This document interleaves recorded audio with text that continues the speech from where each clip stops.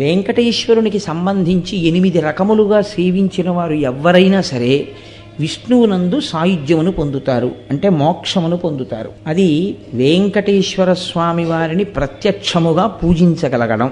అంటే ఆయనని ఒక మూర్తిలోకి ఆవాహన చేసి, అది ఫోటో అన్న భావనతో, అది ఒక మూర్తి అన్న భావనతో కాకుండా ఈయనే శ్రీ వెంకటేశ్వరుడు అన్న భావనతో సేవించగలుగుట. రెండవది, ఆయనను స్మరించుచుండుట.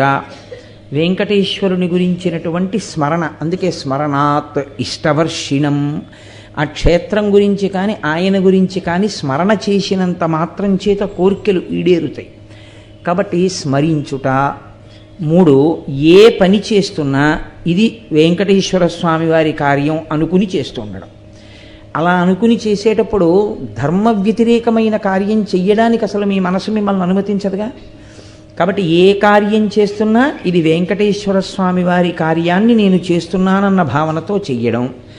4, వెంకటేశ్వర స్వామి వారి యందు నిరతిశయ ప్రీతి కలిగినటువంటి పరమభక్తులైన వారితో కూడి ఉండడం, అటువంటి వారి పట్ల ప్రేమ కలిగి వారితో ప్రవర్తించడం. 5, వెంకటేశ్వర సంబంధమైనటువంటి విశేషములను పరమభక్తి కలిగినటువంటి వారి నోటి గుండా ప్రవచనం జరుగుతున్నప్పుడు లేదా వారు పలుకుతున్నప్పుడు, అటువంటి భక్తులైన వారు మీతో ఏకాంతమునందు సంభాషించవచ్చు, అన్ని వేళలా ప్రవచనమే అక్కర్లేదు.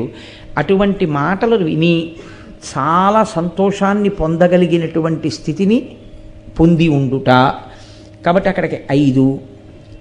6వది, వెంకటేశ్వరునితో సాన్నిహిత్యము లేదా వెంకటేశ్వరుని నిరంతరము మనసులో పెట్టుకుని ఉండేటటువంటి వారెవరో అటువంటి వారికి మీరు ఉపకారము చేయగలిగిన స్థితి యందు నిలబడుట.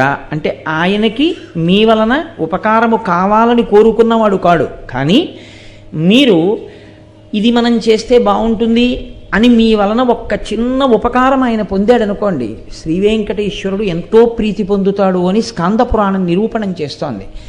అలాగే వెంకటాచల క్షేత్రమును దర్శనము చేయుట. ఈ భూమండలంలో మీరు ఎక్కడ నించునైనా సరే, ఎన్ని వేల యోజనముల దూరములో ఉన్నా సరే, వెంకటాచల క్షేత్రం ఎటువైపుకుందో అటువైపుకి తిరిగి స్మరణ చేసి ఒక్కసారి నమస్కారము చేయుట.